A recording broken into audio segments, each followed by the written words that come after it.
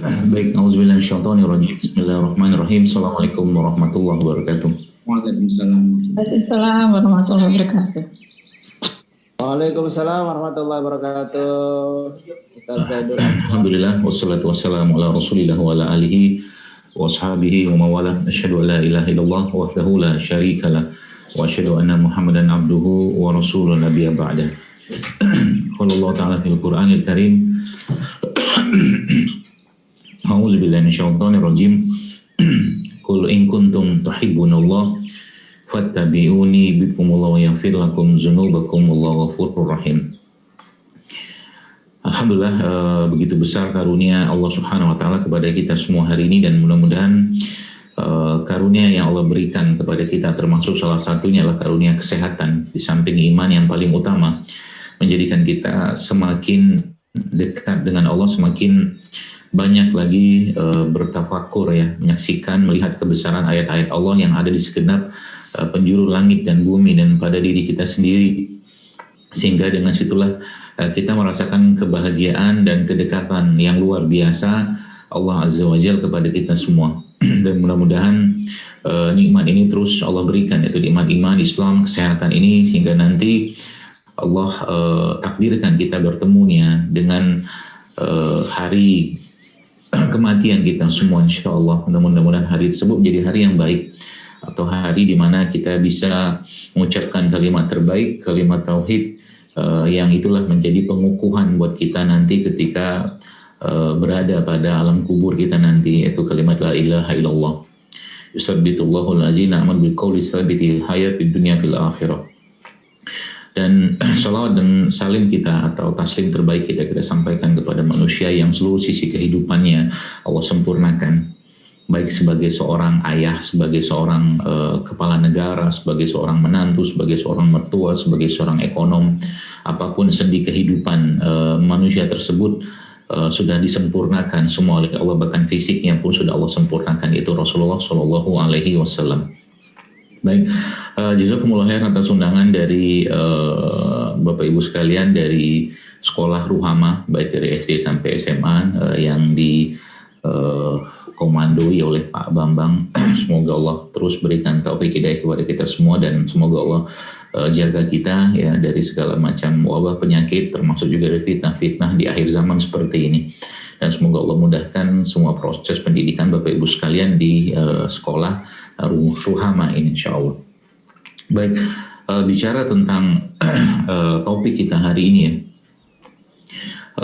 Kalau kita lihat Bapak Ibu sekalian ya, kehidupan kesehatan umat Islam khususnya ya di saat ini memang kalau boleh saya katakan menyedihkan.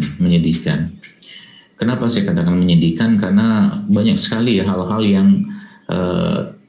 tanpa sadar ya, mungkin kita sebagai orang tua ya, atau mungkin sebagai penggiat pendidikan yang tidak sadar bahwa perjalanan kesehatan ya para murid atau santri yang kita, mungkin Anda ya khususnya kita semua gaungi ini atau gawangi ini ya tidak tampak perbaikan ya menurut saya. Karena kalau kita belajar dari generasi-generasi zaman dulu ya, di situ banyak sekali pelajaran-pelajarannya. Tentunya bagaimana mereka bisa mencapai prestasi-prestasi yang gemilang di usia-usia belia. Ya, dan tentunya ini tidak lepas dari kaitan dari apa yang mereka dapatkan atau konsumsi. Ya, karena topik hari ini kita tentang bagaimana memberikan asupan yang baik atau sehat kepada para penghafal Quran, dan tentunya ini buat kita semua juga. Dan yang menyedihkan lagi Bapak Ibu sekalian, banyak yang tidak paham ya, tidak paham atau belum paham hal-hal seperti ini menjadi sebuah hal yang sebenarnya krusial sekali menurut saya ya. Karena jangan kita bisa berpikir tentang peradaban-peradaban yang akan nanti dibawa oleh anak-anak kita ini atau anak santri ini. Karena kita kan yang pengasuh, penasehat atau pembina ini kan usianya mungkin ya seperti saya lah mungkin, dan teman-teman yang lain gitu kan. Ya ini saatnya memberikan tongkat komando ini kepada mereka-mereka ya, terutama para santri-santri ini. Maka tadi saya katakan ya jangan berharap terlalu besar ya kalau seandainya urusan makanan saja ya, di samping urusan agama lain Bapak Ibu lebih paham tentunya, itu tidak kita perhatikan. Karena saya banyak sekali mendapatkan ya betapa banyak keadaan-keadaan penyakit ya di kalangan remaja bahkan anak-anak ya, itu subhanallah penyakit-penyakit yang menurut saya itu harusnya nggak terjadi gitu kan, harusnya nggak terjadi. Bayangkan Bapak Ibu sekalian, ada beberapa waktu lalu saya mendapatkan konsulan dari seorang teman lah ya, sahabat saya juga, dia seorang ustadz juga, itu tentang seorang orang tua santri yang punya anak usia 5 tahun ya, usia 5 tahun. Subhanallah Bapak Ibu sekalian, anak ini usia 5 tahun dan sudah Allah takdirkan kepada anak tersebut usia 5 tahun tersebut penyakit yang saya nggak habis pikir dari mana dapat penyakit seberat itu ya. Dia menderita penyakit kanker ya, bukan tumor ya, kanker yang termasuk kanker ganas yang ada pada mata, dikenal sebagai retinoblastoma. Jadi di matanya itu sudah ada benjolan yang cukup besar dan itu sangat progresif perkembangannya. Saya nggak habis pikir ini dari mana ceritanya anak umur kayak begini dapat penyakit seberat itu gitu kan. Di luar kita bicara takdir ya, karena kita juga harus mikir kan, kita disuruh mikir ulil albab ya, ulil absor seperti itulah. Dan subhanallah ya, banyak ya teori-teori yang kita bisa ambil ya. Karena kalau kita bicara misalkan tentang kanker saja ya, kalau dengan kondisi anak umur segitu maka bisa jadi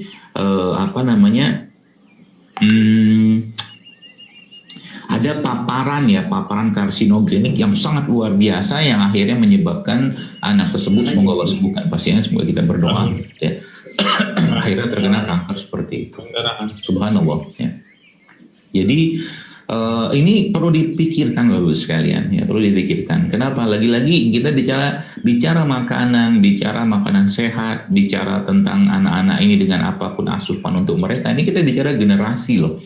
Artinya bagi orang tua yang masih belum peduli dengan ini, artinya kita sedang mempertaruhkan resiko generasi yang akan kita wujudkan ini ya, menjadi generasi yang ya kalau makanannya mereka adalah makanan yang tidak baik, tidak sehat, bahkan cenderung membahayakan mereka, maka ya generasi yang kita bayangkan itu nanti akan menjadi generasi yang rapuh ya, bukan hanya cuman sekedar fisik mereka yang rapuh ya, tapi juga nanti ruh mereka bahkan jiwa mereka juga rapuh ya.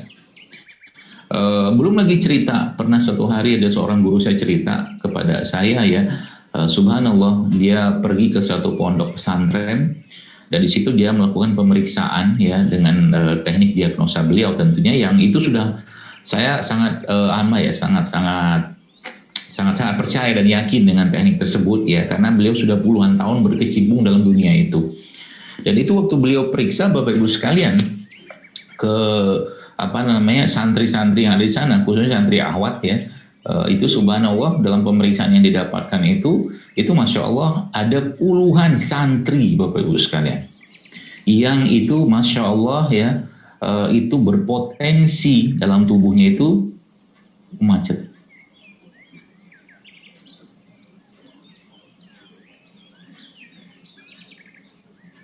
Suara saya masih terdengar ya? Masih Ustaz. Masih dok. Ustaz. Masih Ustaz. Gambarnya macet di sini. Oh iya. Suara masih jelas.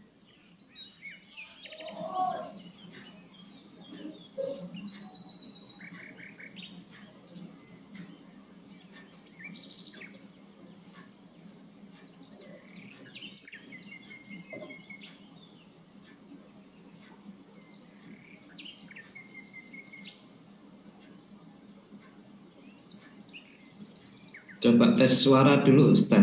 YouTube bagus, YouTube.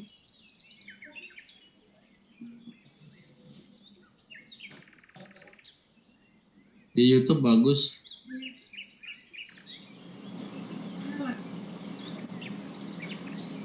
Suaranya masih terdengar ya? Masih Ustaz. Walaupun gambarnya nggak bergerak, tapi suara masih bagus. Boleh YouTube juga bagus. Oh ya, yang di sini videonya macet, berhenti dia. ya. Ya. Lagi dibenerin sebentar.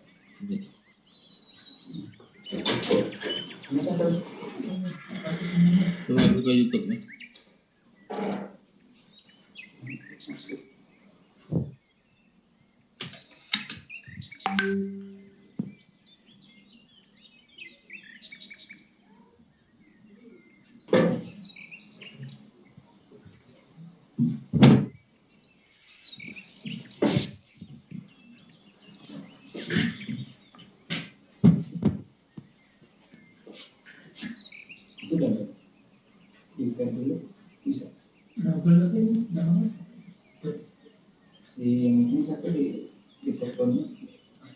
Tuh, jadi dua gambarnya.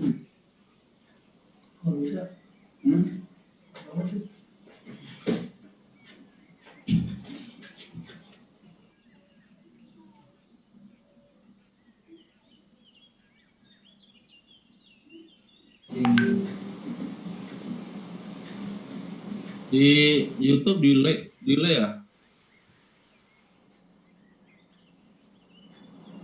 Mungkin masih dibenerin dulu itu di sananya, di studionya.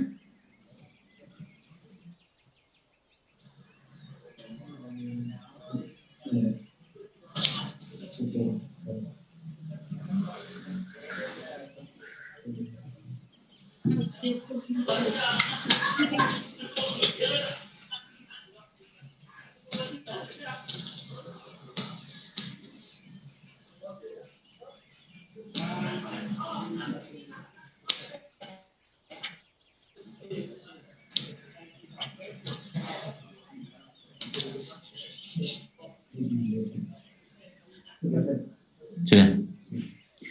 Baik, sudah bagus ya. Bagus, Pak. Baik, kita lanjutkan lagi, Bismillahirrahmanirrahim. Jadi dalam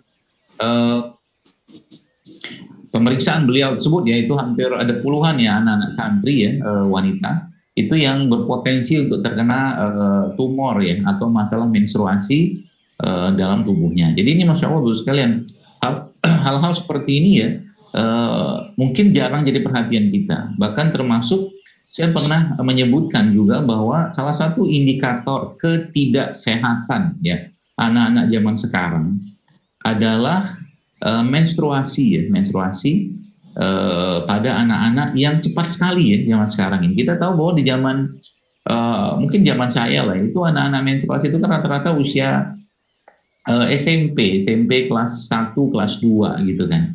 Bahkan subhanallah sekarang kita mendapatkan banyak anak-anak bahkan kelas 3 atau 4 SD sudah menstruasi. Kan faktanya seperti itu. Ini bagi saya ini merupakan salah satu indikator ketidaksehatan, karena ketika menstruasi bagi seorang wanita ya atau akhwat itu sudah lebih awal ya, maka subhanallah Bapak Ibu sekalian itu menjadi salah satu indikator ya bahwa ada yang bermasalah dalam tubuhnya gitu. Anda bayangkan belum matang tapi dipaksa matang gitu. Belum matang selnya dipaksa matang, ini kan masalah sebenarnya. Karena dalam medis pun ketika seseorang itu wanita ya khususnya itu yang menstruasinya lebih cepat, menopausnya lebih cepat. Kalau menstruasinya lebih cepat, menopausnya lebih cepat. Tanyalah ibu-ibu yang ya usia 40 tahun sekarang ya, atau 50 tahun something lah, itu coba lihat rata-rata dalam madu itu menstruasinya umur 15 tahun, 14 tahun, 15 tahun. Tapi sekarang kadang-kadang SD pun ya, saya kadang-kadang ada kelas 4 SD, kelas 3 bahkan, itu saya pernah mendapatkan infonya itu sudah menstruasi. Ini subhanallah, sebuah hal yang harusnya kita perhatikan dulu sekalian ya. Harusnya kita perbaiki, dan itu kita bisa mulai ya dari sekolah ya, dan dari rumah ya, di Bapak Ibu sekalian di sekolahnya, kemudian di ruhama ini, atau mungkin di keluarga kita masing-masing di rumah ya. Karena apa? Karena memang makanan itu ya, banyak yang tidak paham bahwa makanan itu mempengaruhi perilaku seseorang. Ya, makanan mempengaruhi perilaku seseorang. Bahkan makanan itu sebenarnya ya akan mempengaruhi mungkin kebiasaan, bahkan perilaku satu negara gitu ya. Perilaku satu negara. Ya. Semakin makanan itu tidak baik ini konteksnya halal tidak halal misalkan itu buruk bahkan ya. Ketika tidak halal ya tidak baik dan berlebihan ya. Karena konsep makanan Indonesia seperti itu, halal, baik dan berlebihan, tidak berlebihan. Halal, thayyib ya, kita sering disebutkan begitu dan tidak berlebihan. Itu konsep makanan dalam Islam. Ya, nanti saya akan jelaskan insya Allah sehingga nanti Bapak Ibu dapat pesan pulangnya, ya, dapat pesan pulangnya nanti apa harus kita kerjakan ke depan, ya, apa yang harus kita perbaiki ke depan berkaitan dengan bagaimana meningkatkannya kemampuan katakanlah intelektual, kemampuan menghafal para penghafal Quran yang ada di sekolah Anda dan di rumah lah katakanlah seperti itu. Jadi kebiasaan ya atau mungkin pemahaman tentang kesehatan ini kalau kita pahami nanti insya Allah akan sangat mudah kita terapkan ya. Cuman ada satu hal yang mungkin sering saya sampaikan, kalau seandainya kita mau mendapatkan tubuh yang lebih baik ya, kesehatan lebih baik, kecerdasan lebih baik, kemampuan menghafal lebih baik atau seperti itu, maka kita harus itu dulu ya, kita harus stop dulu ya, yang bikin masalah ke badannya, ya. Jadi kalau kita bicara tentang ibarat kata gini lah, Anda punya satu lahan, katakanlah nggak usah gede-gede lah, misalkan 100 meter gitu kan, lahan 100 meter Anda tanami dengan tumbuhan-tumbuhan, misalkan sayuran, ada rempah-rempah atau rimpang katakanlah di situ dalam lahan 100 meter tadi misalkan, ya. Ada pupuk terus tiap hari lahan tersebut, ya. Tapi ada itu numpang lewat, ya, lewatin jalan Anda tadi. Setiap hari dia ngelemparin sampah ke situ, lemparin terus sekalian. Ya, sampah berbagai macam sampah, ya. Ada sampah inilah, sampah plastik lah, sampah organik, macam-macam lah gitu. Saya nggak paham.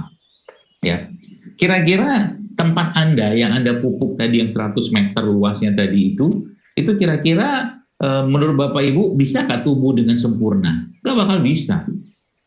Ya. Jadi ini konsep sederhana sebenarnya. Bagaimana hal yang sudah kita pupuk, kita jaga itu jangan disampahin. Nah, gitu loh. Jangan disampahin. Ya. Kalau masih terus disampahin, nggak bakal tumbuh dia dengan baik. Gitu kan. Demikian juga dengan pendidikan, sama lah. Dunia pendidikan kalau anak itu mendapatkan pengaruh yang tidak baik dari teman segala macam dan dari luar sekolahnya seperti itu, anak itu akan sulit tumbuh dengan sempurna dan optimal sesuai yang diharapkan. Ya, sama kayak kita bicara kesehatan. Ya, jadi kalau kita mau mendapatkan ya generasi yang lebih baik, anak-anak yang lebih baik, maka sebenarnya sampah-sampah tadi harus kita stop dulu paling tidak. Ya, saya pernah menantang waktu itu, saya pernah ada tulisan saya di IG saya tulis itu, beranikah Bapak Ibu sekalian, saya katakan para pengasuh pondok pesantren, saya bilang, ya sekolah termasuk Anda di sini, itu saya katakan 3 bulan aja, misalkan 3 bulan, ya itu kan pesantren kan makanannya kan macam-macam tuh, ada gorengan lah, ada apa, saya katakan coba di 3 bulan, saya katakan nggak ada tepung, saya bilang dalam pesantren tersebut, kemudian nggak ada makanan yang digoreng pakai minyak, dan tidak ada gula pasir. 3 bulan aja dia bilang. Kenapa 3 bulan? Karena memang regenerasi sel itu terjadi pada 3 bulan. Ya, mungkin ada yang membaca, mungkin ada yang tidak. Tapi kenapa saya mengambil atau mengajukan tantangan tadi? Karena memang kalau itu ya hal itu saja kita sudah mulai perbaiki Bapak Ibu sekalian, itu boleh saya katakan 50% kita sudah menang banyak kalau bahasa saya.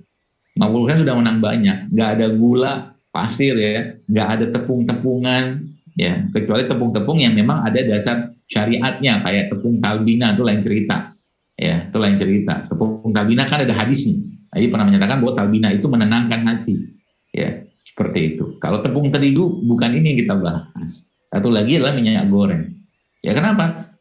Ya karena memang ini tiga ini dalam konteks kita di orang-orang awam ya. Itu menjadi salah satu pengganggu yang luar biasa sebenarnya. Saya tidak mengatakan itu sampah, tapi itu berat banget bagi tubuh kita tuh dicerna, gitu loh. Berat banget bagi tubuh kita tuh dicerna. Sehingga apakah nggak ada solusi dari itu semua? Ada sebenarnya. Ya, kita bicara dulu ini ya, pengganggunya dulu ya. Ini kalau ini pada kategori orang awam kayak begitu.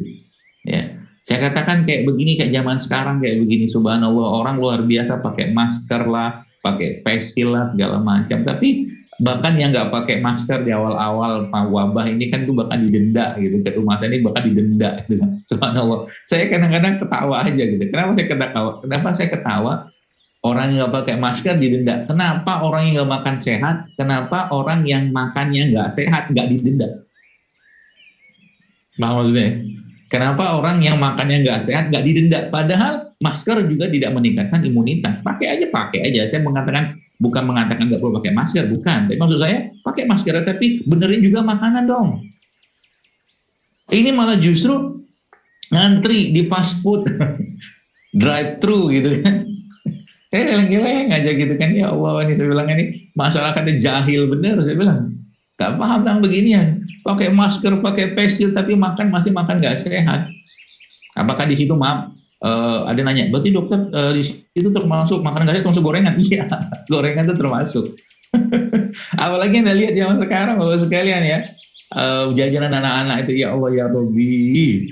Saya kadang-kadang geleng-geleng aja lihat. Bahkan ada jajanan-jajanan yang di situ ada peringatan loh. Coba lihat. Peringatan tertulis di bawahnya biasanya jangan dikonsumsi buat balita, ibu menyusui, dan anak-anak di bawah 5 tahun. Coba lihat, ada. Gara-gara apa? Gara-gara dalam makanan tadi itu ada pemanis buatannya. Ada pemanis buatannya. Ini katakan gimana mau lagi nanam-nanam kayak begini, deh lahan kita sudah tanam bagus-bagus, yang gangguin banyak. Hal sederhana ya. Tapi lihat bagaimana makanan itu, Bapak Ibu sekalian, itu bahkan memberikan adiksi. Ya, adiksi. Adiksi itu kecanduan. Bahkan ada seorang dokter di Amerika mengatakan, Dr. Mark Hyman, dia katakan bahwa gula pasir itu memberi kecanduan 10 kali lipat daripada kokain. Coba, gula pasir. Sudah masuk ke 3 poin yang saya bahas kan? Apa tadi? Tepung, minyak goreng, sama gula pasir. Ya, kita nih, lidah saya, lidah Anda, ya, ini kan lidah-lidah mie instan. Semua pernah makan mie instan. Saya juga sama. Coba, tiba-tiba gitu kan lagi apa? Kok pengen makan mie ya? Coba, kayak dia minta gitu, nge-recall. Ya, nge-recall, memanggil kembali jejak-jejak mie instan lama yang pernah dimakan zaman kuliah, mungkin zaman apa dulu gitu kan. Dan itu sebenarnya saya katakan ya bagian dari nafsu, karena kita tahu yang namanya mie instan nggak sehat. Ini belum cerita tentang fast food, terus sekalian ya. Fast food itu subhanallah ya. Dari misalkan kita bicara makanan, nanti kita akan masuk ke topik makanan yang sehat seperti apa. Lagi beku-beku, dimasukin dalam minyak panas tinggi, kan gitu. Atau juga ayam-ayam, ya. Ada istilah dalam fast food itu kan deep frying namanya. Deep frying itu mereka menggoreng makanan dengan panas yang sangat tinggi, dan itu ternyata meningkatkan lemak yang ada pada makanan tadi berkali-kali lipat. Itu. Jadi udah capek-capek kita nanam gitu kan. Ini pengganggunya nggak kita perbaiki. Gimana mau sehat? Maka saya sampaikan ya kepada teman-teman sekalian, kepada jamaah gitu kan, ayo perbaikilah. Di sekolah Anda mungkin ditantang tuh ya. Kalau ada saya nggak tahu di sana boarding atau tidak ya, tapi kalau sekolah boarding tuh diperbaikilah makanan di situ, karena kasihan loh anak-anak yang jadi korban tuh mereka nanti ya. Kalau yang di rumah mungkin mulai diubah lah gitu kan, kebiasaan-kebiasaan yang tidak baik berkaitan dengan kesehatan ya, atau makanan dan minuman ya, seperti itu. Gitu ya. Jadi pengganggunya di stop dulu. Jadi ada mungkin dalam dalam konteks kita ya di katakanlah di awam ya, itu ada tadi makanan-makanan yang digoreng, makanan-makanan yang dikasih gula pasir yang tinggi ya, kemudian juga makanan-makanan yang berbasis pada tepung-tepungan. Itu aja. Sebab kalau saya sekarang ngomongin nasi akan susah. Nasi kan susah. Orang Indonesia kalau bilang jangan makan nasi, langsung protes kan itu kan. Padahal sebenarnya Bapak Ibu kalau Anda cek itu nasi-nasi atau beras-beras yang ada sekarang ini, itu Masya Allah logam beratnya penuh dengan logam berat di situ. Dari pestisidanya kan. Dan logam berat itu salah satu makanan yang bikin lemot otak. Logam berat ya. Terus gimana gitu? Sebenarnya bisa dicari solusi yang lain ya. Solusi yang lain misalkan Anda cari beras-beras organik ya. Beras-beras organik atau beras-beras apa tuh namanya yang masih ada kulit arinya ya, itu juga baik ya. Karena emang antara kita membandingkan antara white rice ya, nasi putih saja sama brown rice, itu saya pernah lihat komparasinya itu karbohidratnya sebenarnya lebih tinggi yang brown rice atau beras coklat. Ya. Tapi yang di beras putihnya mineral-mineral penting itu hilang semua, magnesium hilang, zincnya hilang, selenium hilang semua. Yang ada pada yang itu ternyata ada pada nasi coklat atau beras coklat. Ini satu poin penting loh. Lalu apa hubungannya? Nanti kita bahas pada pembahasan berikutnya. Ya. Jadi penggamnya di stop dulu. Jadi no fast food, ya, no soda, no makanan-makanan tinggi gula. Itu aja Anda kerjakan dulu sekalian buat anak-anak, itu sudah sangat menguatkan kemampuan cerna dan kemampuan berpikir, bahkan kemampuan menghafal mereka. Itu dulu yang tadi saya sebutkan tadi. Itu ya. Lalu yang selanjutnya Bapak sekalian, bagaimana cara kita memahami konsep ini supaya nanti bisa kita terapkan? Pahamilah bahwa ada hubungan ya, ada hubungan antara perut kita sama otak. Nah, itu. Ada hubungan antara perut kita sama otak. Jadi otak sama perut kita ini dia intens berkomunikasi. Nah sekarang bayangkan kalau seandainya ini sebelah ini ada jalur gitu kan. Saya membayangkan tuh ada jalur. Jadi dari otak saya misalkan ke perut ada jalur nih. Jalur itu konslet. Ya, jalur itu katakanlah macet.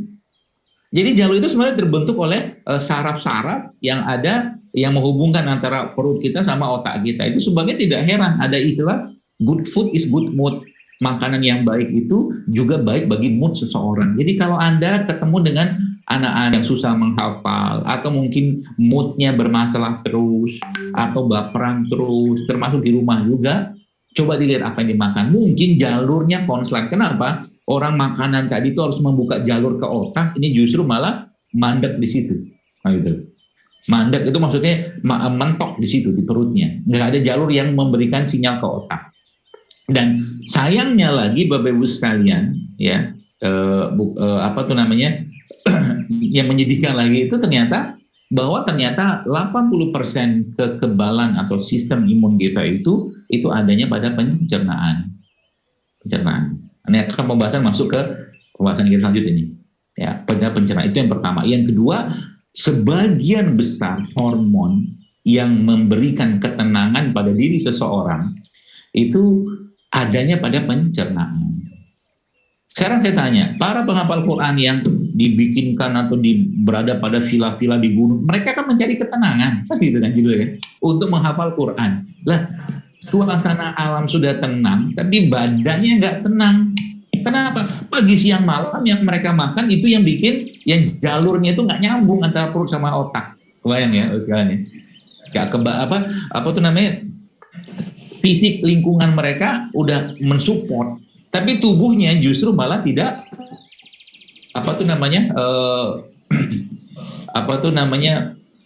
tubuh mereka itu malah justru tidak memberikan ketenangan. Tadi kenapa? Tadi banyak sinyal-sinyal konslet kalau bahasa saya. Ya, yang dimakan itu tidak membuat tubuh itu bisa menghasilkan hormon-hormon kebahagiaan, serotonin seperti itu, dan juga tidak menguatkan pencernaan mereka. Tidak heran, pernahkah kita berpikir ya di zaman dulu tuh ya kita tahu Islam ini kan dijajahnya luar biasa, termasuk pendidikan. Ya, zaman dulu kan orang tahu ya namanya masuk pesantren tuh kalau nggak sakit usus buntu kan sakit kulit. Betul lah. Itu kan membuktikan bahwa pertama higienitas dari pesantren itu tidak baik. Saya tidak mengatakan tidak baik. Yang pertama. Yang kedua apa? Imunitas dari santrinya juga tidak baik. Kan gitu. Sehingga bicara tentang kesehatan ya di zaman-zaman itu akan susah. Tapi menariknya apa? Menariknya zaman dulu tidak separah sekarang makanan yang beredar. Ya, makanan-makanan tidak sehat gitu kan. Sehingga yang mereka makan apa? Ya kecenderungan mereka di pondok-pondok itu kan makannya kan rebus-rebusan gitu-gitu kan. Rempah-rempahan mungkin yang ustadz-ustadz yang edisi lama ya. Maksudnya yang beberapa tahun yang lalu itu kan seperti itu ketika mereka mondok, nggak kenal dengan makanan-makanan kayak sekarang.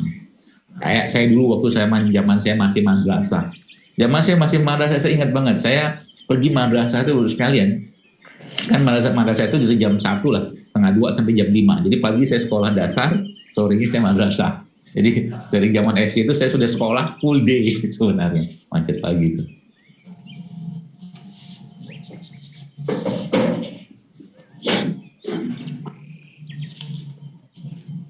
Suaranya masih terdengar tadi ya? Suara masih jelas, Ustaz. Isi dong. Ustaz, kita dengar. Jelas, Ustaz. Jelas Ustaz suaranya.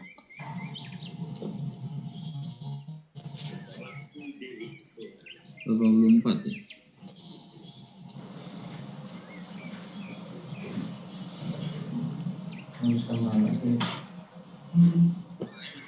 Di level sini baru mau.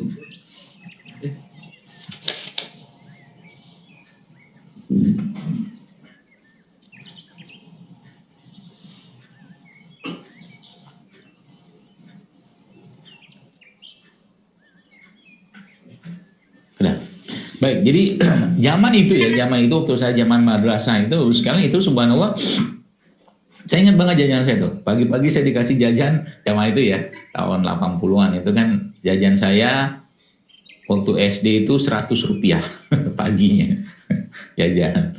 Terus waktu saya sekolah madrasah jajan saya itu 50 rupiah. Nah, waktu itu. Dan di sekolah saya itu nggak ada sosis, nggak ada nugget, nggak ada jajanan-jajanan kayak sekarang, ya, nggak ada yang makanan-makanan kemasan yang sudah difabrikasi, itu nggak ada. Saya waktu ingat banget, salah satu yang saya suka beli itu adalah nanas. Kalau zaman saya dulu, ya waktu saya itu nanas, saya makan tuh nanas, maka sampai sekarang saya baru ngerti kenapa saya seneng banget sama nanas. Karena emang kebiasaan itu sudah saya bangun sejak lama. Ini pesan penting di situ. Jadi kalau Anda sekarang mau mewujudkan generasi yang suka dengan kehidupan sehat atau makanan sehat, orang tuanya kudu nyontoin juga, gitu. Sehingga nanti mereka ingat tentang itu, ya. Mereka ingat tentang itu, ya. Zaman itu ya ada nggak banyak makanan kemasan, industri makanan nggak zaman sekarang. Ya beruntung juga, masya Allah gitu kan. Sehingga generasi itu tuh cenderung nggak banyak sakit-sakitan, ya kayak zaman sekarang sakit-sakitan. Musim rambutan batuk, musim duku batuk, musim apalagi segala musim nggak ada benernya. Hujan kena dikit meriang, la ilaha illallah. Ini generasi apa nih gitu kan? Betul nggak itu? Banyak gitu kan? Nggak ada kuat-kuatnya, nggak ada tangguh-tangguhnya. Boro-boro cerita jihad segala macam. Kalau nanti ada wayanya jihad gitu kan? Ini urusan sama musim aja nggak kuat. Baru sedikit sudah pegel-pegel, sakit lah segala macam. Subhanallah ya. Begitu. Mari kita perbaiki sekarang ya. Jadi itu.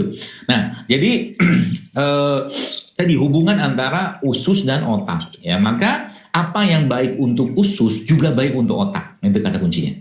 Apa yang baik untuk usus dia juga baik untuk otak. Baik untuk usus itu seperti apa konsepnya? Pokoknya gini. Kalau sering saya sampaikan ya berulang-ulang bahwa semakin alami, semakin baik ya, semakin tidak banyak pengolahan makanan-makanan yang kita berikan kepada diri kita ataupun mungkin pada anak-anak santri kita segala macam itu semakin bagus untuk pencernaannya dan semakin baik untuk otaknya. Ya. Maka tidak heran ya makanan-makanan yang disebutkan ya dalam Al-Qur'an ya itu menjadi salah satu makanan andalannya kita. Ya, kita tahu ada kurma, ya ada madu, ada habatus sauda, ada zaitun. Itu kan semua makanan-makanan yang subhanallah bisa dikatakan nggak banyak, hampir-hampir nggak. Ya. Kalau kita bicara misalkan madu saja, ya di luar cerita madu ya madu yang memang apa tuh namanya dinakalin oleh sebagian orang. Madu itu isinya apa? Asam amino. Asam amino itu apa? Salah satu bahan baku pembuat enzim. Enzim kan? Nah, enzim itu salah satu makanan terbaik untuk para bakteri-bakteri tadi, gitu kan? Asam amino, enzim segala macam. Maka ketika kita bicara asam amino saja, Bapak-Ibu sekalian, itu subhanallah sudah begitu luar biasa powerfulnya. Pertanyaan dari mana dapat asam amino? Asam amino terbaik salah satunya daripada madu, gitu loh. Atau asam amino yang lain ada pada apa? Kurma juga asam amino. Ini juga ada asam amino, ada Abu Sauda. Maka seluruh nutrisi Quran itu adalah makanan-makanan yang sangat baik atau sangat tinggi asam aminonya sebagian besar. Ya, kurma, madu, Abu Sauda, zaitun segala macam. Ya, zaitun juga sama. Ya, kita bicara tentang minyak. Kita butuh minyak, otak kita ini butuh minyak. Maka sekarang ada omega 3, ada ginkgo biloba. Padahal umat Islam ngandalin zaitun saja, insya Allah sudah sangat cukup. Ya, terus bagaimana caranya kan kita atau mungkin banyak orang nggak bisa tuh ngasih minum ke anaknya misalkan zaitun ya dalam bentuk cair gitu, campur ke makanan kan bisa. Bapak Ibu bikin bahkan nasi aja kalau Anda campurkan dengan zaitun bisa itu. Ya, kalau nggak ada zaitun bisa pakai VCU dan minyak lemak pada zaitun ya, omega 3-nya, omega 9-nya saya itu juga salah satu minyak-minyak yang sangat baik untuk meningkatkan fungsi otak. Bukan hanya otak tapi jantung juga. Di samping itu pencernaan. Ya, jadi apa yang baik untuk perut dia baik juga untuk otak. Nah, gitu loh. Ya, jadi itu beberapa contohnya saja, beberapa contoh. Jadi belum lagi kita bicara tentang kacang-kacangan yang disebutkan dalam surat Al-Basa itu. Ya. Jadi di situ saya pernah membaca tulisan dari seorang ahli Islam juga ya, ahli ilmu juga yang menyebutkan bahwa biji-bijian itu harusnya mendapatkan porsi ya, mendapatkan. Nah sekarang biji-bijian dalam bentuk kemasan. Kemasannya kadang-kadang saya lihat kacang-kacang yang semua pakai tepung juga dan kacang-kacang itu pakai pemanis buatan pula. Gimana mau sehat kita? Ya. Maka kadang-kadang anak saya kalau pas kebablasan, jadi saya termasuk yang sangat ketat gitu kan di rumah misalkan untuk mengawasi anak-anak beli makan apa, beli apa. Dia pernah satu hari itu dia nggak paham juga mungkin sebagian sudah saya jelaskan, tapi tidak paham dia membeli satu minuman, yang minuman itu enak bagi anak-anak, tapi subhanallah di situ lagi-lagi ada pemanis buatannya, di situ ada keterangan, ada warning. Coba makanan kok ada warning gitu loh. Bapak Ibu pernah nggak makan ubi? Ya, makan ubi rebus atau singkong rebus atau ubi celebus segala macam ada peringatannya untuk makan itu kan nggak ada dalam jumlah tidak berlebihan, makan aja lah. Ini makanan kok, minuman kok ada peringatan, berarti kan ada sesuatu yang dimasukin di situ, gitu loh. Maka hati-hati banget. Kenapa? Kalau sudah bahan-bahan kimia sintetik masuk ke situ, Bapak Ibu sekalian, saya boleh pastikan sedikit banyak pasti akan melemahkan sistem pencernaan kita. Lagi-lagi sampaikan kalau pencernaan lemah, otak juga pasti lemah, gitu aja.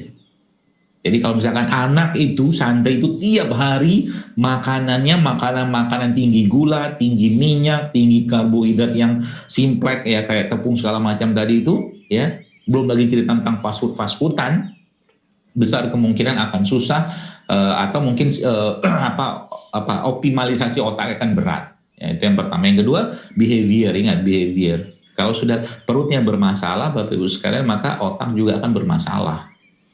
Nah, perut bermasalah, otak juga akan bermasalah. Jadi kata kuncinya apa? Kita bisa memberikan atau mendapatkan ini semua. Kata kuncinya sebenarnya saya sering sebut itu produk ciptaan Allah.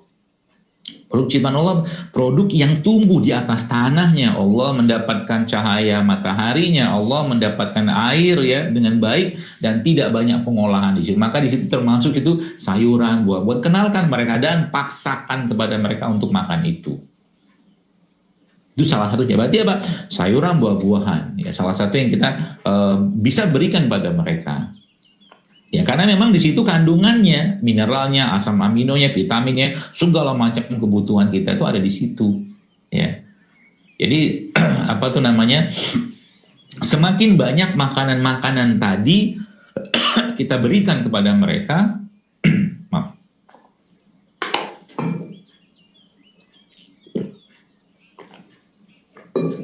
Yang terjadi apa? Yang terjadi pertama, tentunya dia memberikan asupan nutrisi yang baik. Yang kedua apa? Dia membersihkan. Jadi makanan-makanan itu sebenarnya fungsinya juga dia membersihkan. Madu ya dengan ada vitaminnya, enzimnya, kurma dengan seratnya, ya habatus sauda dengan kandungan antioksidan. Semua dia pada akhirnya membersihkan sebenarnya. Jadi semakin bersih, clean ya kalau bahasa kita itu, semakin clean makanan yang dikonsumsi. Clean itu bukan dicuci, bukan. Tapi Masya Allah Bapak Ibu sekalian, clean itu maksudnya apa? Semakin tidak banyak bahan kimia di situ, semakin tidak banyak pengolahan di situ. semakin banyak bahan alami yang ada di situ, maka semakin bagus makanan. Contoh misalkan kita bicara sayur. Sayur, paling baik sayur itu diapain? Sebenarnya kalau kita bicara tentang, kalau saya mencoba mengumumkan ya, misalkan mengumumkan itu mengeneralisata gitu kan, sayur-sayur itu paling baik dimakan mentah. Ya, baik mentah. Caranya gimana? Gampang sebenarnya. Bapak Ibu tinggal potong-potong sayur gitu kan. Berbagai macam sayur ya, warna-warni sayur, masukkan dalam satu mangkok atau mungkin piring, ya rajang-rajang kayak bikin salad gitu, kasih madu sedikit di situ, kasih jeruk nipis sedikit di situ, kasih zaitun sedikit di situ, kasih biji-bijian sedikit di situ, powerfulnya luar biasa bagus sekali. Ya, ada alpukatnya, ada misalkan brokolinya, mentah ya. Tapi kalau nggak mau kan sebenarnya bisa lah, katakanlah yang mau dikukus atau di steam silakan saja. Ya, kan lebih bagus daripada anak-anak itu makan makanan kemasan. Dan memang itu kudu dipaksain. Nah itu yang poin utamanya, poin selanjutnya. Lalu yang selanjutnya belajar sekalian, dalam perut kita itu, Bapak Ibu, ya dalam perut kita itu ada makhluk. Saya sebutnya umat, ya umat-umat yang hidup di sana. Dan umat itu jumlahnya triliunan, Bapak Ibu sekalian. Ya, jumlahnya triliunan. Jadi sebenarnya kalau Bapak Ibu pernah memikirkan kenapa orang Indonesia, katakanlah yang tinggal di Indonesia atau mungkin di Asia ya, itu bau badannya tuh berbeda dengan bau badan orang yang tinggal di Eropa misalkan atau Amerika. Kenapa? Karena memang jenis umatnya berbeda. Umat yang maksudnya bakterinya berbeda.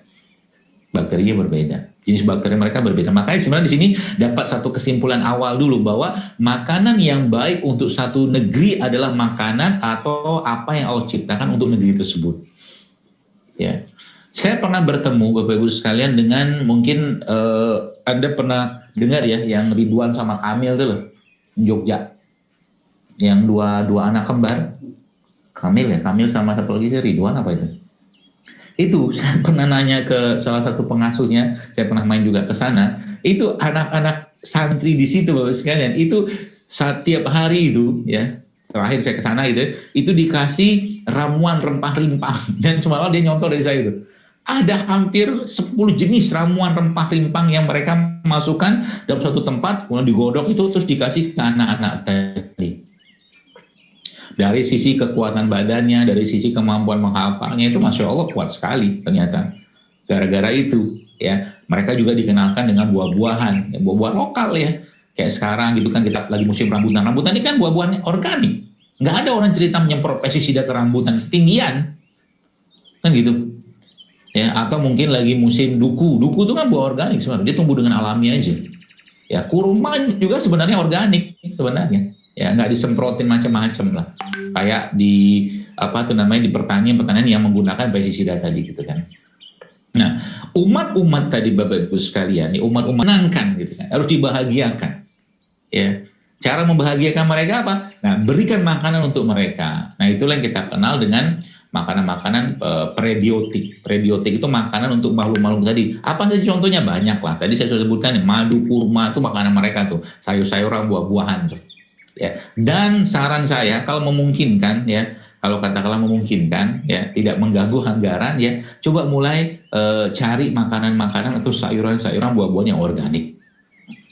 Jika tidak, ya Anda harus ingat bahwa dalam makanan-makanan tadi itu banyak logam beratnya, maka itu logam berat harus dihilangkan. Baik Anda cuci pakai air alkali pH tinggi, ya mungkin tanya Pak Bambang itu paham ya, atau mungkin pakai cuka atau mungkin pakai probiotik, bisa juga dicuci pakai itu, atau pakai enzim atau ekoenzim. Saya pernah share itu di Instagram. Itu ya. Jadi makhluk-makhluk tadi itu perlu diberi makanan itu namanya prebiotik. Nah, makhluknya namanya apa? Atau mungkin si bakteri-bakteri tadi kita kenal sebagai mikrobiom ya. Itu sebenarnya makanan mereka apa, atau bagaimana cara menguatkan mereka? Cara menguatkan mereka, berikan juga kepada mereka makanan-makanan yang berbasiskan atau mereka sukain lah, atau seperti itu yang kita kenal dengan probiotik atau makanan-makanan fermentasi atau probiotik itu sendiri. Dan itu ternyata secara riset Bapak Ibu sekalian, makanan-makanan probiotik atau makanan-makanan fermentasi itu atau mikrobiom ini itu ternyata sangat baik dalam meningkatkan kecerdasan atau kemampuan otak. Nah, contoh ini kan ini cairan probiotik nih. Dalamnya isinya apa sebenarnya? Ini dalamnya isinya sebenarnya ada bakteri, cuma nggak kelihatan kan, ada bakterinya. Dan itu pernah saya ajarkan juga cara membuatnya, cuma mengandalkan pakai buah-buahan gitu kan, buah-buahan nanti dipendem ya. Silakan dibaca ya, di Instagram saya ada itu namanya ekoenzim, atau mungkin Bapak Ibu bisa dapatkan di toko-toko herbal karena banyak yang jual tuh probiotik kayak begini. Itu ternyata sangat baik dalam meningkatkan kecerdasan. Jadi misalkan beginilah, ngandalin ini saja ya Bapak Ibu, ngandalin beberapa hal ini saja. Misalkan Anda kasih ke santri itu madu tiap hari ya. Kemudian Anda kasih makan mereka kurma. Ya, kemudian ada kasih makan mereka habatus sauda dalam jumlah nggak usah banyak-banyak karena kita jangka panjang. Lalu kasih makan mereka, kasih mereka probiotik campurkan sama air, madu dan satu lagi sini akhirnya lah minyak zaitun. Itu the powerful luar biasa. Madu, habatus sauda, madu, kurma, habatus sauda, probiotik sama minyak zaitun, komplit semua tuh. Mau tambah lagi makanan mereka, kasih mereka kacang-kacangan. Kalau nggak ada kacang-kacangan impor kan harganya lumayan tuh. Cari kacang lokal aja. Ya, banyak Indonesia kacang lokal juga cukup banyak, ada edamame lah, ada kacang tanah, kacang apa tuh, kasih gitu terus gitu ya. Dan ini semua Bapak sekalian, kalau lagi-lagi konsensus ya, apa yang baik untuk perut baik juga untuk otak, maka ini semua makanan yang baik untuk perut ya. Ketika ini dimakan, otomatis kemampuan otak pun akan meningkat. Simpel kan, simpel. Dan itu is proven sebenarnya, terbukti sebenarnya ya. Asal apa? Asal sampahnya, yang buang sampahnya di stop. Itu aja. Ingat, yang buang sampah di stop. Ini tidak akan banyak berfaedah. Kalau seandainya apa? Sampahnya masih banyak. Kenapa? Kita sampaikan bahwa mau minum herbal, mau makan herbal segentong-gentong juga. Tapi kalau makan tiap hari masih nggak sehat, nggak banyak faedah. Saya uji pada maka. Jadi orang tua pun saran saya juga belajar tentang sedikit banyak tentang nutrisi sehat. Ya, apa yang bisa diberikan pada anak-anak di rumah. Ya, bagaimana tadi saya sempat ada sekilasnya ada yang nanya tentang minyak kelapa. Minyak kelapa bolehkah misalkan bukan minyak goreng ganti sama minyak kelapa. Ya, minyak sawit sama minyak kelapa kan beda jenis dia. Lebih baik minyak kelapa. Jadi mau goreng-goreng, bahkan pengen tetap goreng ya beli aja minyak kelapa. Ya, minyak kelapa, bukan minyak sawit ya. Salah satu ikhtiarnya kita. Ya, demikian juga mungkin dengan air ya, mungkin nanti mungkin sudah diedukasi oleh Pak Bambang ya tentang air alkali, air hidrogen, itu silakan saja, itu juga termasuk dalam bagian ini. Ya, yang jadi masalah memang tadi saya katakan banyak kekurang optimalan ini itu terjadi gara-gara atau akibat dari sampah terlalu banyak gitu kan. Sampah yang terlalu banyak dalam tubuhnya. Karena terlalu banyak ya dikasih yang tidak sehat ya tiap hari. Termasuk juga di kulkas. Berarti maksud kulkas seperti apa? Coba kurangi makanan-makanan frozen. Itu dia. Kurangilah makanan-makanan frozen. Ya. Karena makanan frozen itu kan Anda bayangkan saja baru, ya boleh sekali nggak masalah, tapi kalau itu dijadikan makanan utama itu nggak bagus sebenarnya. Jadi kalau Anda pengen makan ikan ya pergilah ke pasar, beli ikan segar, masak di rumah. Nah, makanan pagi untuk pagi, makanan siang untuk siang. Kalaulah malam ada makan, maka makanan malam untuk malam. Jadi bukan makanan pagi untuk besok paginya. Nah, itu kan, kalau sekarang kan begitu. Banyak orang makan yang dimasak hari ini, pagi ini atau siang ini dimakan tapi besok ya. Makan lebih baik bikin seporsinya secukupnya aja. Ya, kan begitu harusnya. Ya, maka jangan heran Bapak-Ibu sekalian kalau Anda yang pernah ke mana? Ke Hong Kong ya. Di Hong Kong kan nggak ada warteg. Emang nggak ada lah warteg. Ya. Warteg bagus nggak? Bagus ya, membantu ekonomi umat. Tapi bukan itu pesan yang saya mau sampaikan. Tapi pesan yang saya mau sampaikan itu kalau Anda pergi ke misalkan di Hong Kong, saya pernah lihat pernah diundang gitu kan, ada acara di sana itu kalau mereka restoran mereka tuh kan apa yang mereka mau makan mereka masak gitu loh. Sayur masak cucuk. ada ikan, ada apa segala macam gitu kan, dimasak. Ini makanannya fresh. Beda mah warung-warung makan kita di sini. Gitu, betul ya? Ya. Akhirnya apa? Makanan yang dimakan itu penuh dengan oksidasi semua, sudah teroksidasi semua, gitu kan. Sehatnya, ya jelas tidak akan sempurna, atau jelas tidak akan dapatkan kesehatan yang sempurna dari situ, gitu kan. Jadi kalau misalkan salah satu contoh makanan sehat siapa? Ya pecel, ya pecel gado-gado itu kan sehat tuh. Meskipun sering saya sampaikan kalau bisa mah kacangnya jangan digoreng, kacangnya disangrai aja. Nah, ibu paham tuh. Jadi nggak ada minyak di situ, ya nggak ada minyak. Jadi gitulah seperti itu. Ya, mudah-mudahan terbayang ya kira-kira apa yang harus Anda kerjakan di rumah ya, dan bagaimana Anda mempersiapkan generasi ini, yang generasi yang dekat dengan alam, dekat dengan bahan-bahan alam, herbal segala macam. Kayak tadi malam anak saya tiba-tiba dia ngomong mau minum herbal gitu kan. Oh iya, mungkin karena bapaknya herbalis gitu. Gitu. Akhirnya dia pengen minum herbal gitu kan. Dan itu berarti kan buat anak-anak saya kasih loh yang kayak Abah Soda ini. Kapsul seperti ini biasanya saya kalau anak-anak batuk pilek flu atau apa gitu, saya buka kapsul ini, saya taruh dalam satu mangkok, saya campurkan dengan madu ya, aduk-aduk, jadi kayak buyer ya, itu bisa buat mereka, nggak masalah. Mau nggak mereka? Harus mau. Maka kalau anak saya yang kecil yang umur 3 tahun itu saya paksain, isi saya paksain, jadi mulutnya dibuka gitu, paksain dicekokin kalau nggak bahasa Jawanya gitu lah. Harus mau, jadi nggak bisa terus-menerus ngikutin maunya mereka. Kadang sedikit saya nambahkan dengan cairan probiotik. Itu alhamdulillah saya melihat anak-anak lebih tangguh ya, maksudnya secara badan gitu ya, seperti itu dibandingkan ketika kita tidak membiasakan. Tapi yang paling penting adalah kebiasaan itu sudah terbenam dalam diri mereka.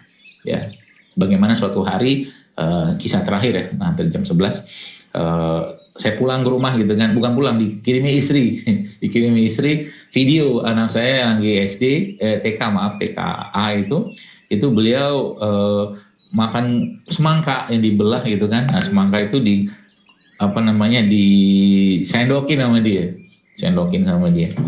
Ternyata kenapa kok makan semangka begitu? Karena tadi malam ayah makannya begini gitu. Berarti dapat nih pesannya.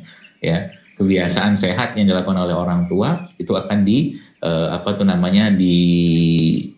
diaplikasikan atau diingat, direkam oleh anak-anak seperti itu. Saya kira mungkin cukup. Saya kembali lagi pada moderator. Mudah-mudahan bermanfaat. Demikian. Assalamualaikum warahmatullahi wabarakatuh. Waalaikumsalam warahmatullahi wabarakatuh. Terima kasih Ustaz Dr. Zaidul yang sudah berbagi ilmu, berbagi pengalaman ya dalam hal menjaga kesehatan melalui makanan yang kita konsumsi sehari-hari. Nah, ada beberapa poin penting yang tadi sudah disampaikan Ustaz Dr. Zaidul, di antaranya kita perlu sedikit demi sedikit mungkin kita Ustaz ya, gak bisa langsung tentang sampah, makanan sampah, gula, gorengan, itu hampir kalau setiap sarapan pasti tidak bisa mungkin sedikit-sedikit sudah mulai porsinya mungkin mulai dikurangi gitu ya.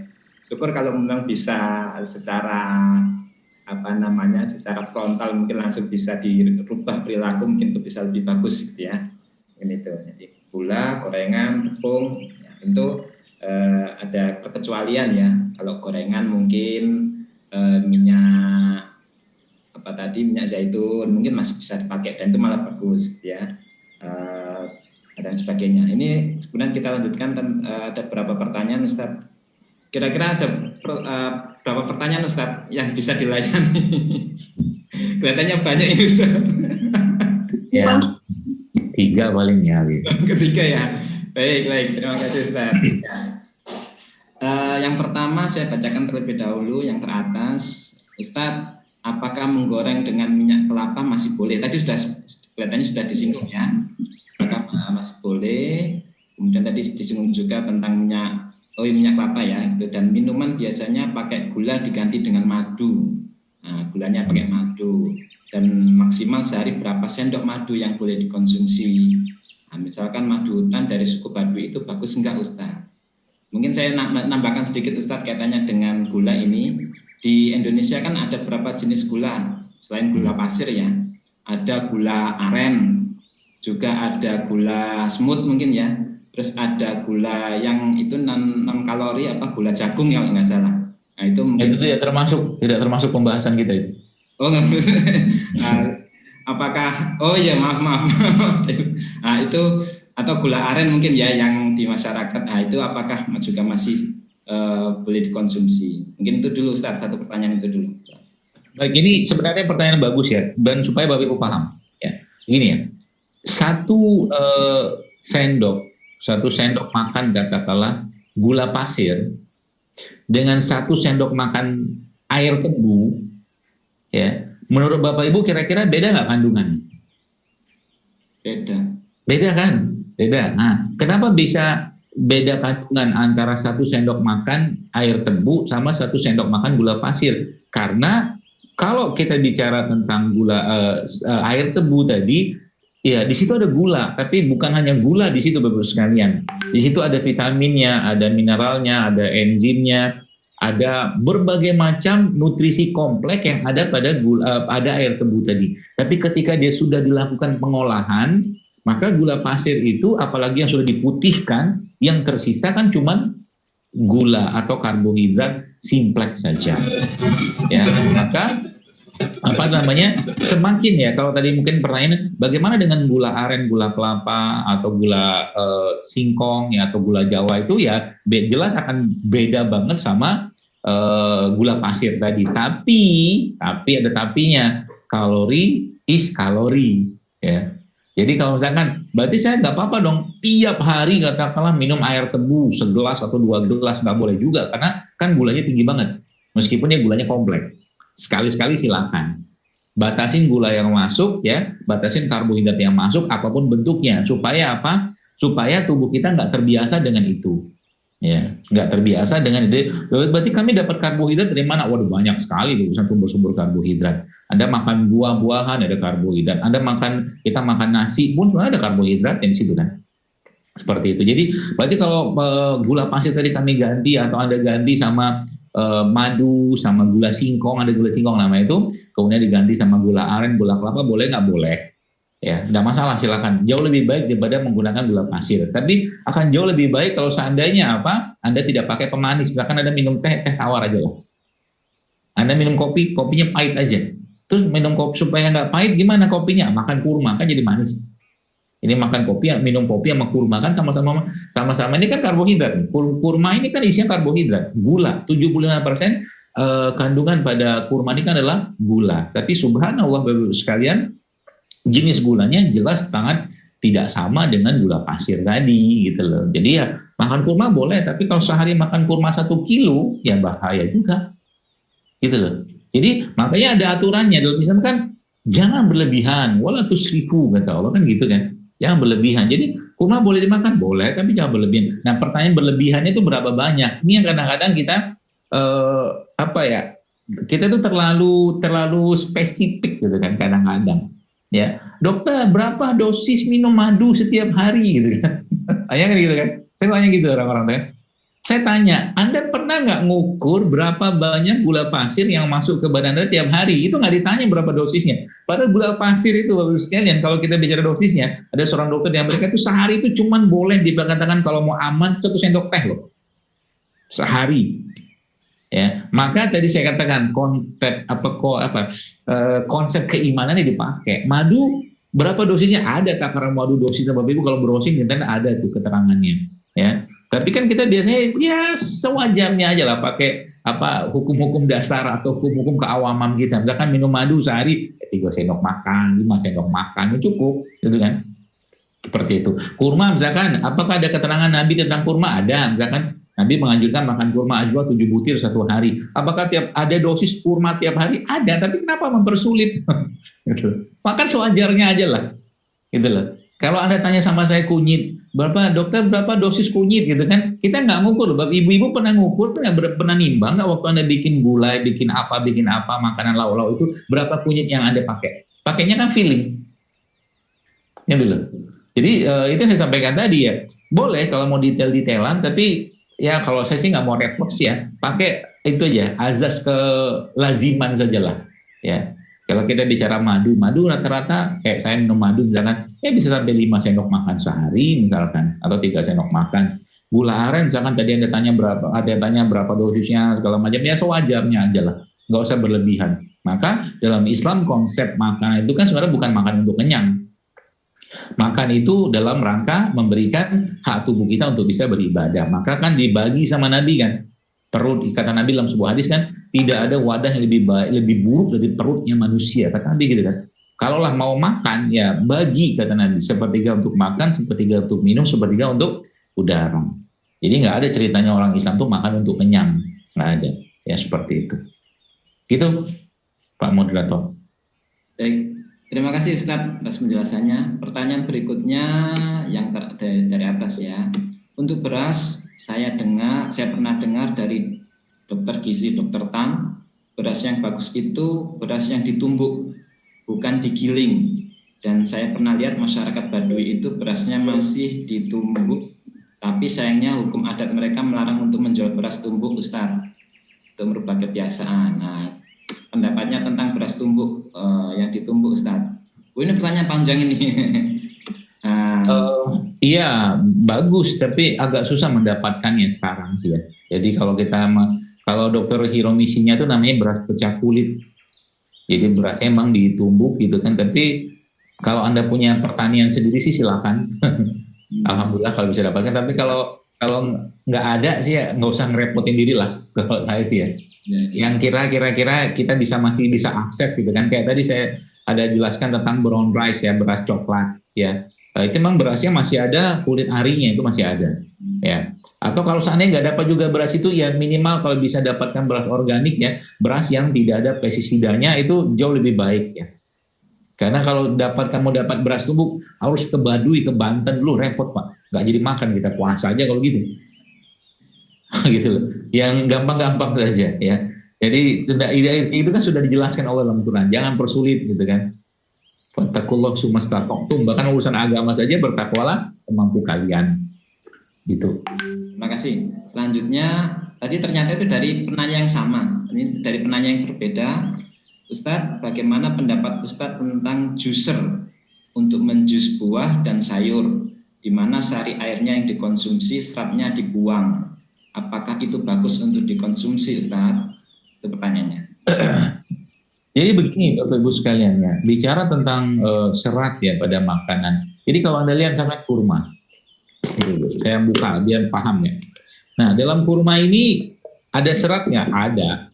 Bisa kita lihat nggak? Nggak bisa dia menjadi satu kesatuan dari kurma. Ya, jadi kalau serat itu kan sebenarnya bahannya senyawa ya, selulose namanya. Ya, jadi kalau kita bicara tentang jus ya, misalkan banyak orang kan membahas tentang jus, bahkan saya ngejus nih, ngeblender, misalkan jus blender gitu kan, bukan yang slow juicer ya. Masukin sayur, masukin buah di blender, kemudian nanti disaring misalkan. Nah, nanti kan mereka kan menganggap bahwa hasil saringan tadi itu kan ada seratnya gitu kan ya. Sebenarnya enggak juga, ada bagian-bagian serat itu yang memang dia senyawa yang terkumpul pada cairan yang kita jus tadi. Jadi misalkan buktinya apa ya, buktinya kalau ada orang minum jus, ada juga tuh yang misalkan perutnya lagi nggak kurang enak atau mungkin lagi BAB-nya bermasalah, minum airnya yang sarinya itu aja sudah bisa BAB dengan lancar. Artinya serat itu sebenarnya bukan dalam bentuk fisik saja, tapi dia sudah terkandung bercampur dengan sari ya, atau mungkin air yang kita blender atau juicer pakai sayuran buah tadi gitu. Jadi jangan berpatokan ampasnya ya. Sama juga kalau Anda pakai slow juicer. Slow juicer itu kan buah dimasukkan ya, kemudian ditekan gitu dengan pressure yang tinggi, nanti kita dapat sarinya, ampasnya itu terbuang ya. Kayak ampasnya memang ada seratnya, tapi yang dalam sarinya air yang kita dapatkan dari slow juicer tadi, di situ juga ada seratnya juga, jadi nggak masalah. Nah, tapi ada tapinya. Kalau saya diberi pilihan antara makan buah sama jus buah, maka saya akan pilih makan buah. Bapak Ibu tahu kenapa? Ya karena beda lah. Ketika kita bicara makanan yang tidak dicerna lagi karena bentuk cairan, dia kan langsung masuk ke dalam usus kita. nggak lewat mulut, maksudnya nggak lewat mulut itu lewat mulut tapi nggak ada kunyahan. Tapi kalau buah kan ada kunyahan, gitu loh. Itu bedanya sebenarnya. Maka sebenarnya di sini konsepnya orang-orang yang lagi bermasalah sakit MAS, sakit dispepsia atau masalah lambung itu jangan justru malah dikasih makanan yang lunak atau bahkan cair. Kenapa? Karena kan enzim dia nggak kerja nanti di sini. Kasih dia makanan yang setengah lunak yang dia bisa punya, atau makanan yang bisa punya banyak-banyak, ya, sehingga nanti dengan punya tadi enzimnya keluar, enzim itulah nanti akan menyeimbangkan kembali asam lambung. Begitu mungkin Allah malam. Jadi kata kuncinya ini ya, kata kuncinya makanan yang masih orisinil mungkin kita saja melalui proses mekanis lebih yang orisinil. Kalau buah masih buah yang benar-benar buah belum dijus, sehingga proses mekanismenya ada di mulut begitu ya, mungkin begitu lebih baik. Termasuk sayuran mungkin begitu ya, sayuran yang mungkin belum dimasak, belum ditumis itu, yang masih mentah mungkin tadi sudah disampaikan waktu di awal, mungkin juga lebih bagus ya.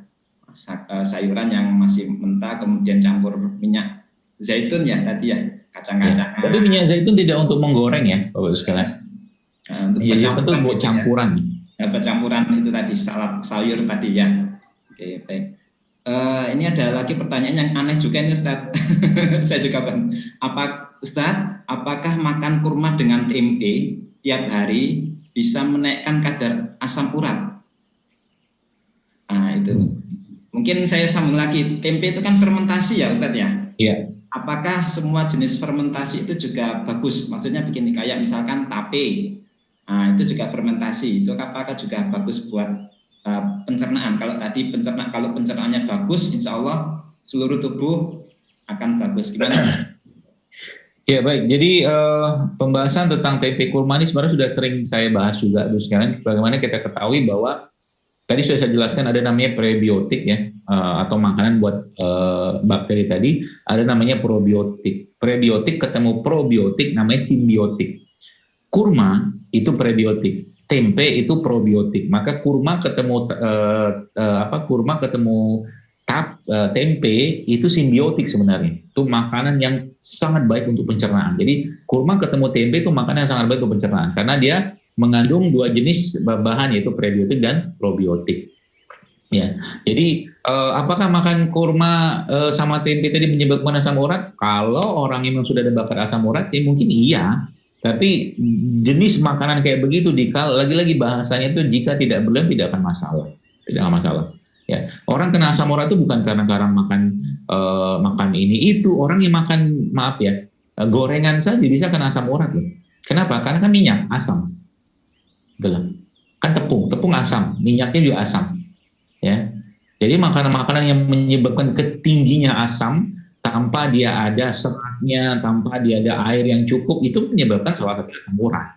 Ya, jadi bukan salah di itunya, makanannya, memang serat yang pada tubuh seseorang itu nggak ada, airnya nggak cukup, akhirnya menyebabkan tingginya asam gitu. Jadi kalau makan tempe sehari satu potong, gini loh, kita kadang-kadang apakah makan tempe sama kurma nanti bisa bikin asam urat? Kita nggak nanya berapa banyak makan gorengan tiap hari loh. Karena saya kadang pikir aja gitu kan. Ketika bicara makan sehat kayaknya takutnya luar biasa. Tapi ketika bicara makanan nggak sehat nggak pernah ngukur berapa banyak makan gorengan. Bapak Ibu pernah ngitung nggak berapa makan gorengan tiap hari? Sekarang tiba-tiba ngomongin tempe kurma yang sehatnya luar biasa. Apalagi tempe-tempe yang sehat, tempe-tempe organik gitu kan. Tambah dengan kurma. Nanya langsung dosisnya berapa, ini asam urat kah apa segala macam. Ada-ada aja dia bilang. Begitulah manusia ya, karena memang kita kecenderungannya ketika yang sehat nggak pernah diukur, yang nggak sehat nggak pernah diukur, tapi ketika bicara sehat sibuknya luar biasa untuk mengukur. Ya, sama juga orang cerita madu ini kan nanti bisa bikin diabetes. Madu bikin apa? Carilah datanya, mana ada ceritanya orang minum madu jadi diabetes, nggak ada ceritanya. Sekian lama yang dibahas itu terus, tapi minum madu pun 1 sendok pun tidak. Begitu dah, betul ya menurut saya. Gitulah kita zaman sekarang ya. Ketika ada yang baru-baru tuh takutnya luar biasa, ya. Terus jadi berkaitan dengan makanan fermentasi, Bapak Ibu, kita kalau kita baca dalam Al-Quran ya, itu di surga saja kata Allah, firman Allah, khamar li syaribin, kata Allah, ada khamar yang tidak memabukkan. Bapak Ibu tahu khamar ya? Khamar itu kan mungkin kalau bahasa kita mah tuak lah gitu kan. Arak tapi tidak memabukkan. Dibuat dari apa? Itu kan fermentasi. Zaman dulu orang-orang Arab waktu minum khamar itu yang ada alkohol sebelum ada larangan atau pengharaman dari Allah, itu kan mereka ambil kurma, batang kurma dibelah tengahnya, dimasukin air, ditambahkan dengan kurma. Ya, masukin air, batang kurma, dibelah tengahnya, masukin air, itu kan proses fermentasi. Dan ternyata di surga pun ada minuman fermentasi yang namanya khamar yang tidak memabukkan. Jadi kalau dibilang berarti makanan fermentasi itu sehat nggak? Sangat sehat. Makanya tidak heran kimchi ya, kalau Bapak Ibu tahu ya, meskipun nggak semua orang juga suka, itu menjadi salah satu makanan dinobatkan menjadi makanan tersehat di dunia, kimchi. Karena kan fermentasi. Indonesia dapat peringkat juga, tapi makanan terenak di dunia namanya apa? Rendang. Iya kan? Sayangnya kita nggak dapat tempe. Legitimasi tempe sebagai tempe itu kan fermentasi juga, tapi ya nggak dapat ya. Nggak tahu tempe diklaim siapa sekarang, wallahualam. Ya seperti itu ya. Jadi makanan fermentasi sehat-sehat, tempe. Tapi lagi-lagi tidak semua orang kadang-kadang cocok. Jangan kita bicara tape ya. Tidak semua orang bisa cocok makan tape. Tapi itu bagus sebenarnya. Jadi kalau nanti Ramadan mau tiba, nah bikin tuh es campur ala-ala saya. Mau saya ajarin, gampang. Kolang-kaling, rumput laut, campurkan berbagai macam buah-buahan, ya, potong-potong dadu gitu, pemanisnya kasih madu atau gula aren, air gitu ya. Kemudian jangan dikasih es, makanya jadi campur saja, nggak pakai es. Itu sangat sehat. Kasih tape, jangan lupa kasih tape. Saya kira mungkin begitu. Satu lagi, boleh? Boleh. Oke, ini karena kita sekolah juga sekolah inklusi ya, jadi anak-anak berkebutuhan khusus ya Ustadz. Kebetulan ini pertanyaannya juga tentang anak berkebutuhan khusus. Assalamualaikum Ustadz. Makanan minuman untuk anak autis, alhamdulillah anak ini senang menghafal Quran. Nah, kira-kira apa ini Ustaz? Sebenarnya gini Bapak-Ibu sekalian, pada anak-anak autis ya, saya pernah dulu ya mendapatkan seorang anak autis yang itu subhanallah ya, itu anak autis tersebut yang saya dapatkan itu waktu saya lihat hasil labnya itu tinggi sekali logam beratnya. Nah, dalam dunia sebelah mungkin natural ya, mungkin ilmu alam seperti ini atau tip nabawi kayak begini, yang kita bisa lakukan untuk mengikat logam berat itu adalah dengan cara melakukan terapi chelation terapi, namanya terapi kelasi, ya, terapi untuk angkat logam berat. Banyak caranya, sudah pernah saya share juga waktu itu dengan menggunakan kelor yang difermentasi, tapi kalau nggak repot ya. Jadi kelor itu nanti dicampurkan sama ragi, dalam suatu wadah ada air, ada kelornya, ada ragi, dari ragi kita bisa pakai dari ragi tape atau tempe itu, nanti diaduk-aduk semua, nanti kelor itu kan sudah fermentasi dibalurin ke badannya, itu juga bisa untuk mengikat logam berat itu. Jadi kenapa logam berat? Karena kata kunci kalau logam beratnya masih tinggi itu sistem metabolisme tubuh dia akan berat ya. Itu yang pertama. Yang kedua, salah satu yang terbaik juga bisa diberikan pada anak-anak yang autis ini adalah air kelapa. Ya, kelapa apa? Air kelapa muda lah, mau hijau mau bukan silakan aja. Ya, air kelapa. Karena air kelapa merupakan salah satu air yang sangat kuat dalam mengikat logam-logam berat atau mungkin toksin di badan kita. Itu yang kedua. Yang ketiga, sebenarnya paling gampang ya, berikan pada anak-anak autis itu makanan-makanan atau sayuran-sayuran, terutama buah-buahan juga di situ termasuk yang organik gitu kan, yang yang tinggi zat antioksidan atau hijau daunnya ya. Dalam dunia sayuran itu namanya cruciferous itu kayak brokoli, asparagus itu tinggi dan dia punya kemampuan untuk mendetoks ya. Jadi itu bisa diberikan, tapi yang organik kasih terus, nanti lihat ya, kasih terus makanan sayuran-sayuran buah organik seperti itu. Nah, tambahkan lagi dengan produk Quran ya, kayak madu, kurma, zaitun, itu kasih terus, ojrokin. Nah, yang selanjutnya adalah rempah-rimpang. Salah satu andalan saya biasanya kunyit ya. Kunyit tuh bisa dicampurkan sama kunyit sama serai gitu kan, campurkan jeruk nipis sedikit, itu sangat baik juga dalam memperbaiki pencernaan ya. Itu. Dan yang terakhir, yang kedua terakhir adalah probiotik. Berikan probiotik kepada anak-anak yang autis itu. Ya, kasih probiotik itu sangat baik dalam memperbaiki mengikat logam berat atau toksin di badan. Dan yang terakhir adalah berbekam. rutinkan berbekam. Ya, pada anak-anak autis itu coba dirutinkan berbekam. Di mana berbekamnya atau mungkin di mana berbekamnya titik-titik sunnah saja. Ya, baik dari puncak kepala atau mungkin di punggung bagian belakang itu sangat baik untuk mengikat atau membuang toksin-toksin di badannya. Saya kira mungkin itu Bapak sekalian, semoga bermanfaat dan semoga Allah berikan ya terus nikmat kesehatannya kepada kita semua, dan semoga Allah jauhkan kita dari berbagai macam penyakit, wabah dan bala ya, dan semoga Allah sudahi wabah virus ini di negeri ini, dan semoga Allah berikan terus kenikmatan kita dalam ketaatan kepadanya dalam ibadah-ibadah kita, dan semoga Allah jadikan atau Allah titipkan generasi kita saat ini yang Bapak Ibu mungkin dititipkan oleh Allah untuk bisa kita wujudkan generasi emas Islam, generasi yang sehat raganya, dan juga generasi yang sehat imannya, ruhnya dan jiwanya insya Allah. Nah, mudah-mudahan Allah mudahkan kita untuk memberikan makanan-makanan yang terbaik untuk anak-anak kita, ya untuk suami, istri, dan keluarga kita, dan juga minuman-minuman terbaik untuk mereka, sehingga nanti betul-betul raga mereka sehat, iman mereka sehat, dan terjaga dari berbagai macam penyakit. Assalamualaikum warahmatullahi wabarakatuh. Waalaikumsalam warahmatullahi wabarakatuh. Warahmatullahi wabarakatuh.